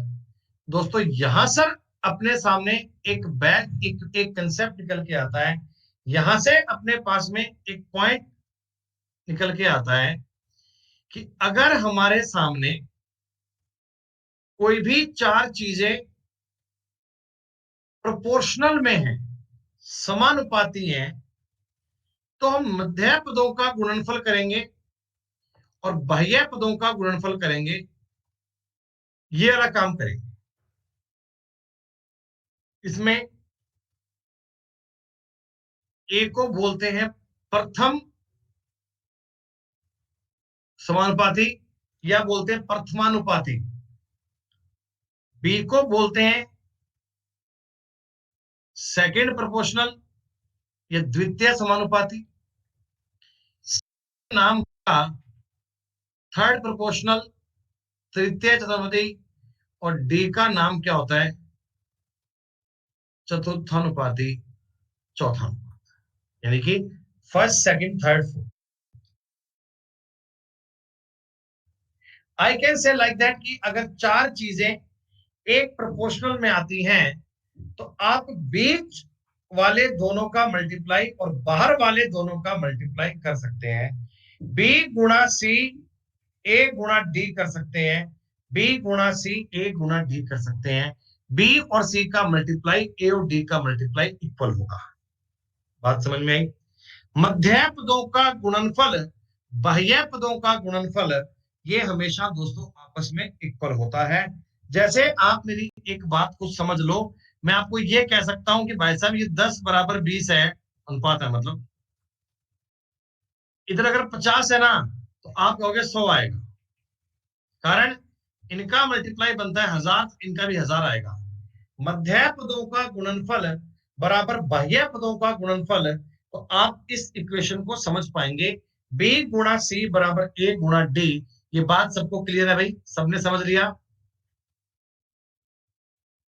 बी गुणा सी बराबर ए गुणा डी।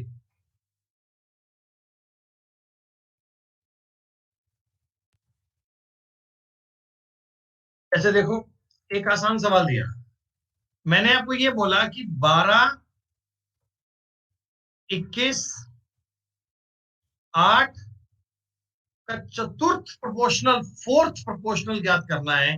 क्या दोस्तों फोर्थ प्रोपोर्शनल ज्ञात करना आपके लिए इतना इजी है कि 21 गुणा 8/12 करना पड़ेगा क्या? बोलो बोलो। अरे यही तो करना पड़ेगा। 4 दूनी 8, 4 तिया 12, ये 7 हो गया। इस वाले पॉइंट पे 14 है। चतुर्थ अनुपाती पूछता, आपसे द्वितीय पूछता, आपसे तृतीय पूछता, तो आपको चेक करने में कोई नुकसान नहीं है, आप आसानी से चेक कर सकते हैं। बड़ा ही इंपॉर्टेंट कंसेप्ट है, बड़ी ही जरूरी बात है, जरा गौर से देखना। जब केवल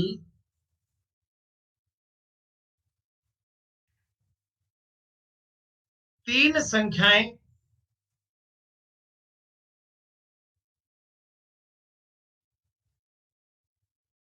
समानुपाती हो, when only three numbers are proportional।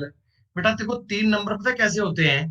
तीन नंबर का नियम क्या होता है? 4, 8, 8, 16। क्या मैं सब बोल सकता हूं क्या? देखो, 4 का 8 में रेशो आएगा 1, 2, 8 का 16 में भी आएगा 1, 2। तो मैं देखो 4, 8 और 16 को कह सकता हूं ये तीनों प्रोपोर्शनल में।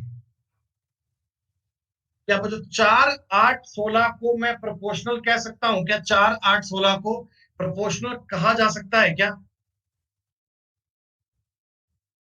हाँ, अब देख लो भाई, अगर मैं इसको 4, 8, 8 लिखूंगा तो बात आपकी सही हो रही है। तो यहां से देखो, जो एक बात मैं कहना चाहता हूं आपको, 4, 8 और 16 ये कंटिन्यू प्रोपोर्शनल में है। इसमें 4 है ना, 4, इसको बोलते हैं प्रथमानुपाती, या बोलते हैं फर्स्ट प्रोपोर्शनल। इसका नाम है पर फर्स्ट प्रोपोर्शनल, या बोलते हैं प्रथमानुपाती। इसका नाम होता है मध्यानुपाती, या बोलते हैं मिडल प्रोपोर्शनल। बीच की संख्या ज्ञात करनी है, मिडल। और बेटा इसका नाम होता है थर्ड प्रोपोर्शनल, या इसका नाम होता है तृतीय।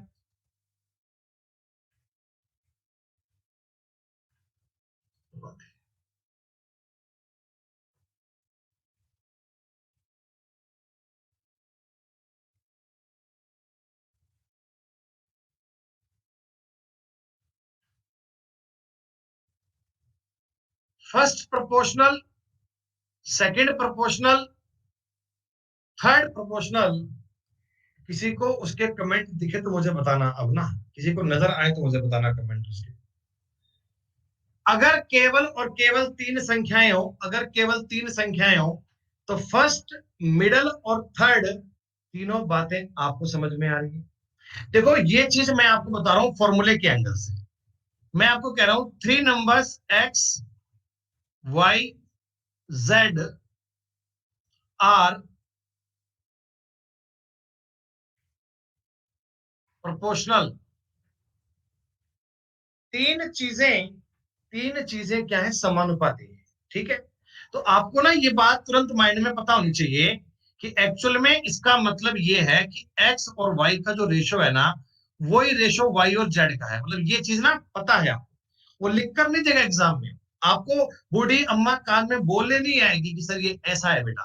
वो आपको केवल इतना लिख कर देगा कि एक्स वाई जेड क्या है? प्रोपोर्शनल है। तो आपको ये बात पता लग जानी चाहिए कि एक्स वाई, वाई जेड का अनुपात सेम है।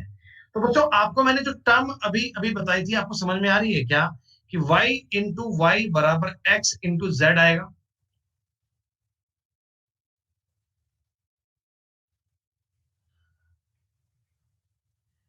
अगर मैं आपको ये कहूं कि x y z तीन संख्याएं प्रोपोर्शनल में हैं, और आपको सवाल कह रहा है कि प्रथमानुपाती प्रथमानुपाती का मतलब है फर्स्ट प्रोपोर्शनल का बताओ फॉर्मूला क्या बनेगा दोस्तों? तुम वाई स्क्वायर बटा जेड कह सकते हो क्या? वाई स्क्वायर बटा जेड।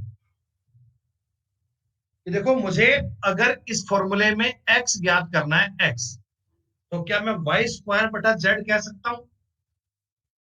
कोई प्रॉब्लम नहीं है, वाई स्क्वायर अपॉन जेड कर रहा हूं, एक्स आ जाएगा।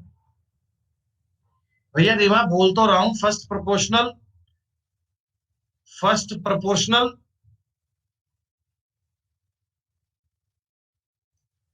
अच्छा अगर कोई तुमको मध्यानुपाती या मध्यानुपाती को द्वितीयानुपाती भी कहते हैं, या मीन प्रोपोर्शनल कहते हैं जी, मीन प्रोपोर्शनल। मीन प्रोपोर्शनल ज्ञात करना हो बेटा, यानी y का मान ज्ञात करना हो, तो रूट एक्स जेड कहते हैं क्या? Root X Z.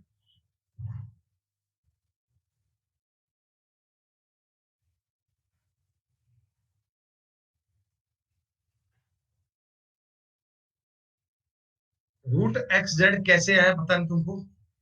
Y square बराबर एक्स जेड था, तो वाई का मान कितना आ गया? एक्स। और बेटा इसी प्रकार से अगर मैं तुमको लास्ट वाला मतलब कि थर्ड प्रोपोर्शनल ज्ञात करता, थर्ड, तो थर्ड ज्ञात करने का फॉर्मूला बताओ, वाई स्क्वायर अपन एक्स आता क्या?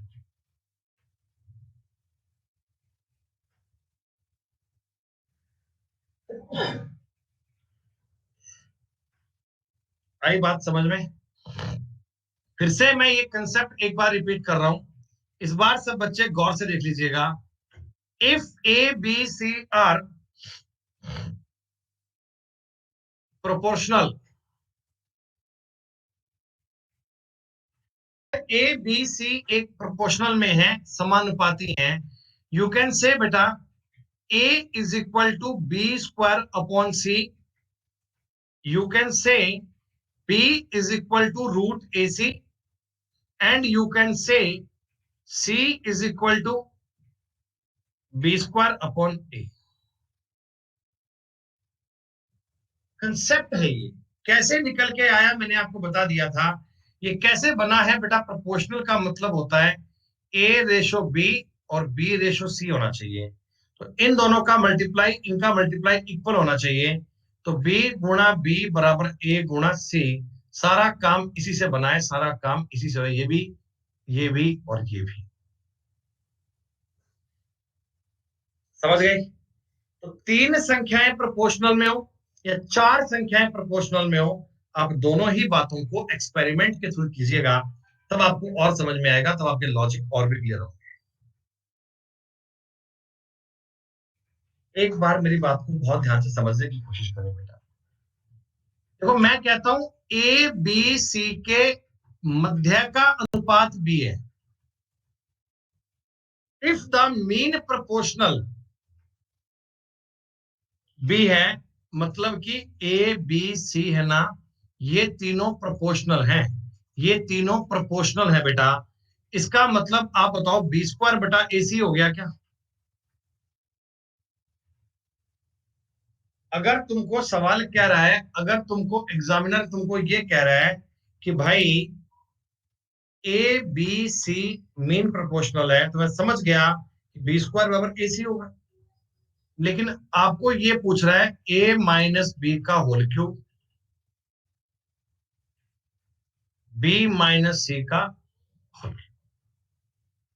बच्चों एक बात देखना यार, अपने जो ऑप्शन है ना, या तो उनमें ए और सी है, या उनमें बी और सी है, या ए और बी है।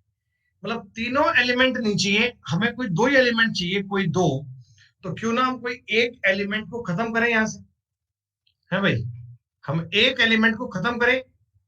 चलो मैं ये सोचता हूं कि मैं सी को खत्म कर देता हूं, सी को। जैसे आप मुझे बताओ सी और ए और बी में कैसे करूं क्या? ए सी में बी कैसे कर लूंगा ना, ठीक है। आप मुझे ये बता दो, ए का मान मैं बी स्क्वायर बटा सी, या सी का मान बी स्क्वायर बटा ए कह सकता हूं क्या?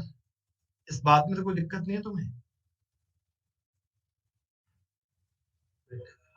पुट करो, ए का मान अगर मैं पुट करता बी स्क्वायर अपॉन सी माइनस बी,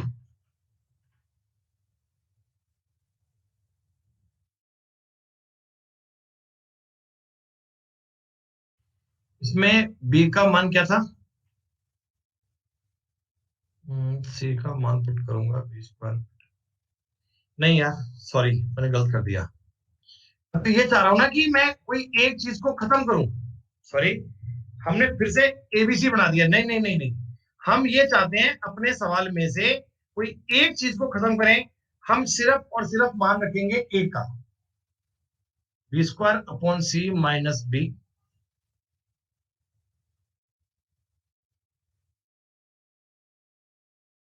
और ये है b - c का होल क्यूब।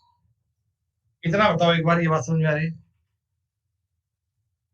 शुभांशु जी क्या करें भैया? एक एक कोई फॉलो करना पड़ेगा भाई। एक को फॉलो, देखो ऐसा है, आप यूं सवाल को कह सकते हैं, आप सवाल को यूं पढ़ सकते हैं कि मुझे ना इस सवाल में, मुझे इस इक्वेशन में, अब कई के दिमाग में आएगा कि हमें कैसे पता लगे। तो इसके लिए ना आप ऑप्शंस देखो। देखो ऊपर सवाल कह रहे हैं a - b का होल क्यूब, b - c का होल क्यूब।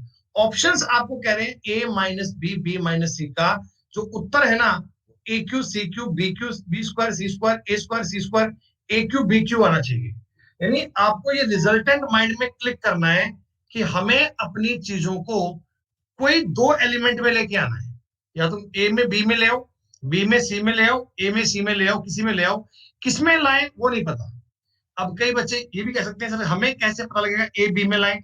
आप ए बी की बात नहीं है, आपको ये तो पता लग गया ना कि b² = ac है।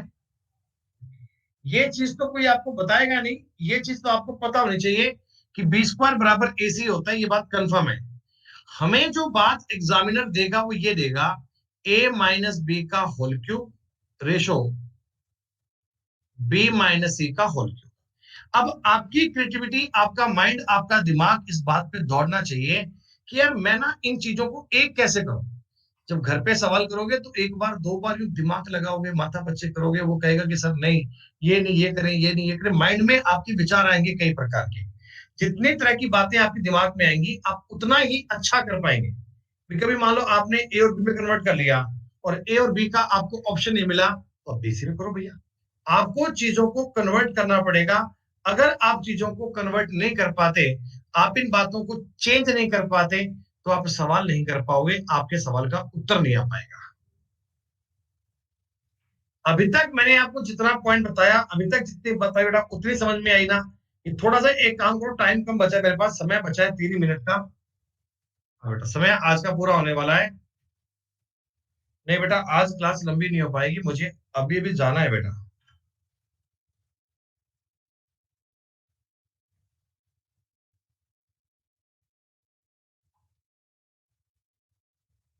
एक्चुअली मुझे बेटा जाना है हॉस्पिटल तुरंत अभी। बस मैं, ये मान लो आपकी क्लास के लिए रुका हुआ था। मैं तो अभी आज नहाया भी नहीं हूँ, सिर्फ तुम्हें।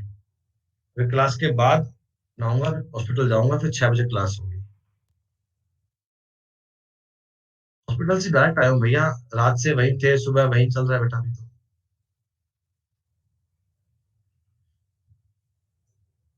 X Y Y Z Z X के व्युत्क्रमी अनुपातों का मिश्र अनुपात बताइए।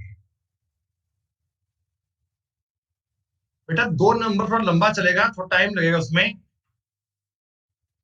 थोड़ा वो लंबा चलेगा, इसलिए मैंने इसको ड्रॉप किया है कि अभी ना उसके लिए टाइम चाहिए 5-7 मिनट का।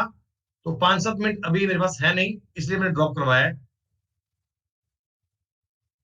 ये लो, कह रहे हैं इसका व्युत्क्रमी, व्युत्क्रमी का मतलब क्या होता है? उल्टा, इनवर्सली।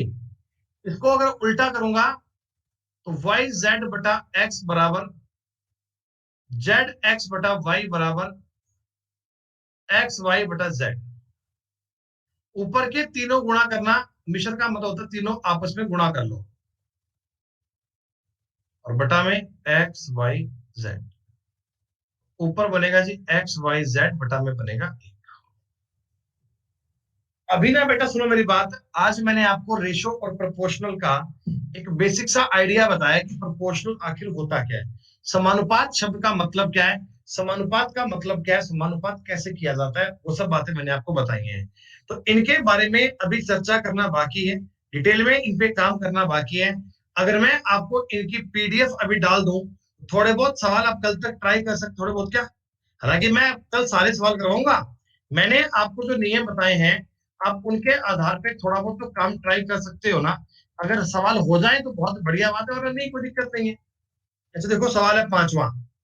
जैसे पांचवा सवाल है, अब देखो इसको एक बार। 8x50 है, तो क्या देखते ही आपका उत्तर 20 आ गया क्या? आप ना अपने कॉमन सेंस से एक बार सवाल करने की कोशिश करना बच्चों। पीडीएफ मैं आपको अभी 2 मिनट में अपडेट सेक्शन में दे रहा हूँ। टेलीग्राम पे प्रोवाइड नहीं करवाऊंगा, ये पीडीएफ आपको अपडेट सेक्शन में मिलेगी।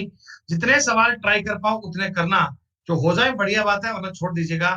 बच्चों लास्ट में ना लाइक का बटन जरूर दबाना। आप लोग लाइक करते नहीं हो, लेकिन जिनको हम ब्लॉक करते हैं वो डिसलाइक जरूर मारते हैं, तो ऐसे में रेटिंग में फर्क पड़ता है। सो प्लीज लास्ट में लाइक का बटन जरूर दबाइएगा। धन्यवाद, शुक्रिया, नमस्कार, बाय बाय।